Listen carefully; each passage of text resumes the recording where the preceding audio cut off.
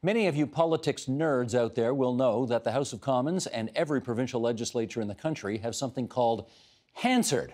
Hansard is basically a record of every word spoken in public in every proceeding in every legislative chamber. Reading Hansard is actually a great way to go back in time and learn about what the big issues of any era were. But can you imagine how unwieldy a century of Hansard must be?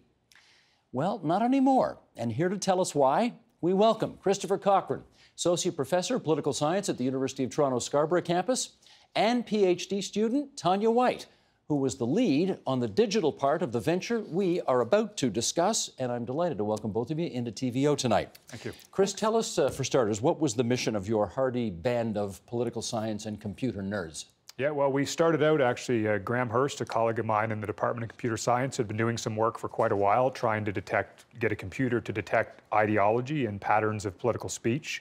He had mixed success, so he enlisted me to talk a little bit about ideology, which is my area of expertise, and one thing led to another, and we'd planned to do a project that looked almost nothing at all like the project we ended up doing. We thought we'd have digital text to start with and be able to subject it to different algorithms and look at it with different social science theories and so on to actually find ideology. That was our goal. What we discovered was that we actually didn't have the text we thought we had, so we had to go back and more or less do all of that work ourselves. Luckily, we had a great team that was able to do it. There's no way we would have been able to pull it off without Tanya, for example. We had a great postdoc who had been doing work like this in Belgium, so we had a lot of experience. So let me understand this. You actually didn't set out to do this. Like many inventions, you set out to do something else and bumped into this. Exactly. This was a great example of necessity being the mother of invention. We had to do it. So you have, Tanya, you have digitized how many words and how many speeches from Hansard from Parliament for the last 100 years? So the entire corpus or collection of documents is about 4.3 million speeches, and that dates back to 1901. And that's a total of almost 600 million words. 600 million words that you have digitized. How long did it take you to do all that? It took a couple years of effort. There was an involved process involving OCRing the text, or optical character recognition. So we worked with original scans of the paper text Hansard. The second stage was adding structure to that data, so turning it from a plain text reading into one that has elements like the name of the person who spoke, the date, and putting that all into a computer format that can be easily searched and transformed. And then the final stage of the project was outreach, so putting that on a website and into data formats that researchers can use, but also members of the general public to read through history and find out more about Canada's Parliament. And Chris, I know what an iPad is, obviously, but you call this LiPad? Yeah, what does that mean? I don't take responsibility for that. I'll blame others. So it was the Linked Parliamentary Data Project. So the acronym was, initially it was actually DILIPAD for Digging into Linked Parliamentary Data, okay. But we shortened it. Good call. That's right. Good call, shortening it. All right, well, we do want you to take us on a spin of this thing. And right. Tanya, you've got a computer here on the table. So okay, Sheldon, how do you want to do this here? Okay, you're going to start tapping, and then he's going to cut to the big shot, and we'll show people how this works. So if, for example, somebody wants to find some speech or some phrase or something that was uttered in Parliament over the last 118 years, they just punch it into here? Yeah, so this is lipad.ca, and basically when you load it up, you have like a simple Google-style search interface. So yeah, if you want to search for any phrase, you can just go ahead.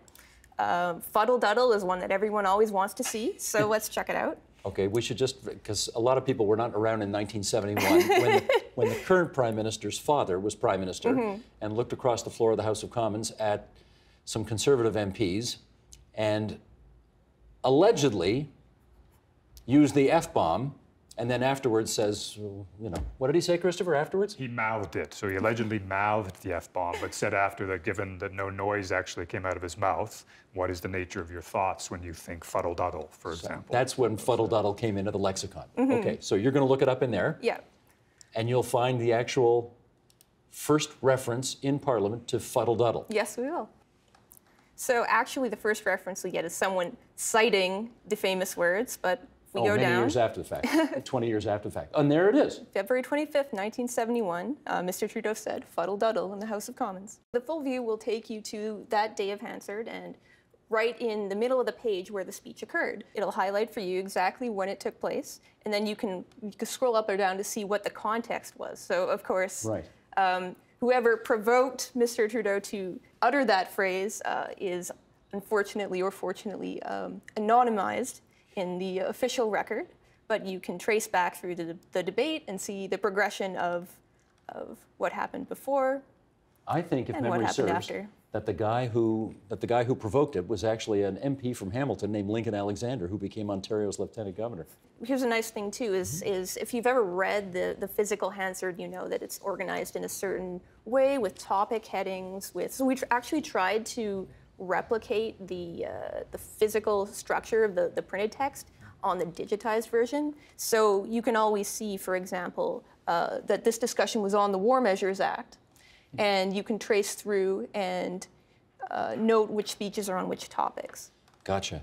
Why, Christopher, did your group think that this was worth spending 2 years on?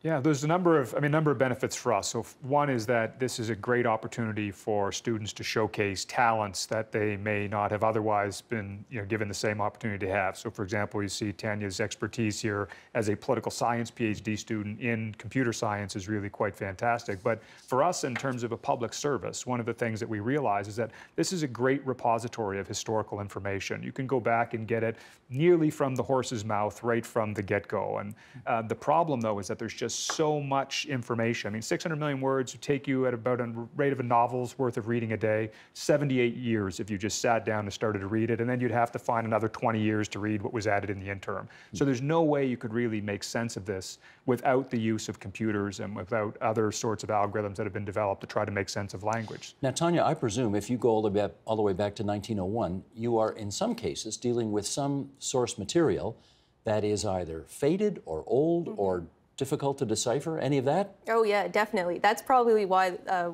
took so long for us. There was such a challenge involved in cleaning up the textual data that we received, disambiguating names, handling things that were very characteristic of the Canadian Hansard, which is French translation, accents and names that were actually a lot of original challenges that people doing this kind of digitization work don't often encounter. So we had to develop some very complex algorithms in places to be able to parse or read and make sense of these text scans. And how come only back to 1901 right now and not back to 1867, the birth of the country? Yeah, we'd like to get back into the 1880s where there are actually data available. The challenge is that the format of Hansard changes over time. Whether it was different companies doing it or they just decided that they would use a different format, and you have to teach the computer about every format. And so before 1901, the formats change quite regularly. So a lot of the costs, once you teach the computer about a particular format, you may be able to process, say, a decade of Hansard or more if the format stays the same. But when the format changes regularly, you have to teach the computer, then you have to teach it again. So it's more manually intensive. English only or both official languages? Unfortunately, English only at this stage. The optical character recognition of French text is a whole different can of worms. And what we're looking into now actually is whether or not we can use automated software to try to translate it. We can get the recent stuff in French quite easily, but to get some of the older stuff, if we can get it automatically translated and if the quality is sufficiently high, then that's a way of doing it rather quickly and inexpensively compared to having to redo the whole project again on the French data. Okay. Can we do another demonstration here? Oh, of course. We are sitting at the moment in the William G. Davis studio at TVO. Mr. Davis's first election was June 11th, 1959. He almost lost that election. He went on to become, obviously, a very successful premier, but he almost lost his first election because there was something that happened in his riding. It was the cancellation of something called the Avro Arrow by the Diefenbaker government. And that made conservatives not very popular anywhere, but particularly in Mr. Davis's riding at the time. Can you look up Avro Arrow there and see when that first sort of sprung on the scene? Yeah, of course. Okay. So this would have been the conversations and the speeches in the Parliament of Canada, not at Queen's Park, but in the Parliament. And I'm guessing, I guess it's 1958 or 59 when these first conversations would have happened. Yeah, just to demonstrate, since we're talking about the Avro Arrow, we can also filter on a given politician. Oh, so okay. we can. So just put Prime Minister Diefenbaker's name in there. Yep. Okay. To give us a little more specific results. And you hit search, and here we go. Yep. So These will be all the speeches that Prime Minister Diefenbaker made over his political career related to the Avro Arrow. And you can see there's some nice highlighting to help you navigate through the text. Right. This one's in 1963 when he's in opposition, so that would have been the back. most recent one. So if you, as you scroll further down, you get the earlier speeches. And if we wanted to, we can actually re-perform this speech and get that date sorting. So if you want to trace right back from the beginning, we can do that as well. I think they did it. Yeah, I think it was February of '59. I think is when he actually exactly canceled the there. thing. Yeah. So we can just take a look at this first speech. Again, we can see it right in its context. Huh. And this is now obviously, if you're a high school student or something doing research for a project on Avro Arrow, what a fantastic source to be able to go to, right back to the speeches that the Prime Minister gave in Parliament at the time. Oh yeah, it's really fascinating to explore some of these controversial issues in Canadian political history that they really come alive on the page when you can actually read the debates and access them really easily. Now this is, of course, just for the federal Parliament. Any plans to take this to Queen's Park or other legislative assemblies across the country? Yeah, we'd love to do the provinces. There are people actually working on some of the provincial data. I think in Quebec, actually, they have the data digitized quite a ways back, if not all the way back. So there are provincial legislatures. I know at Queen's Park, there is a group also interested in digitizing the text, and we've spoken to them earlier on. So for us, we had our hands full with just the English federal data, but obviously as time moves along and as computer tools become more accessible and more available, as the expectations become higher, this type of thing we expect to be done for just about every provincial parliament or legislature in some time in the relatively near future. What's the budget on this? What do you figure you spent? So we, initially the budget was about, all told, about 160,000, I think, on the spending for this, which is almost entirely, we had all of the software that we needed, we had all of the hardware that we needed, so the spending comes in the form of research assistant and student stipends and salaries and postdoc salaries and so on. So it's also a form of funding for students to go through and basically pay for their education. So we... And people are using it? Yeah, we get pretty good bang for buck. Tanya can tell you about the users. We get over 1,000 users a month.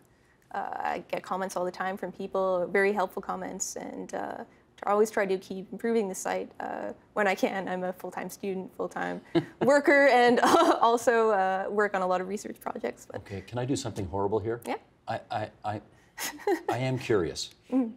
My last name is spelled P-A-I-K-I-N. I am curious if the name has ever come up in Parliament. I don't know why it would have, but you never know. All right, let's give it a search. I would like to mention as well, our digitization project only went up to 1993 because that's when the official online record does start.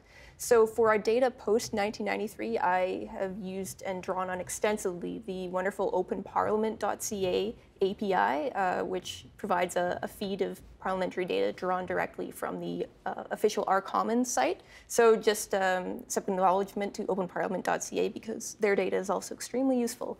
And I would imagine that most references to your name have been in the last, 20 years. So I would think so. Let's see if there's anything. Oh, there's, okay, Patty Torsney. A quick-minded. Patty's talking about my mom here. That's not about me, that's my mom.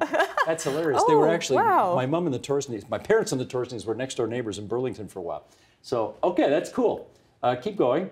Let's see anything else. Okay, Mike Lake. Mike's an Alberta MP. We've had him on the program numerous times, talking about the work he does for autism, because he has an autistic son.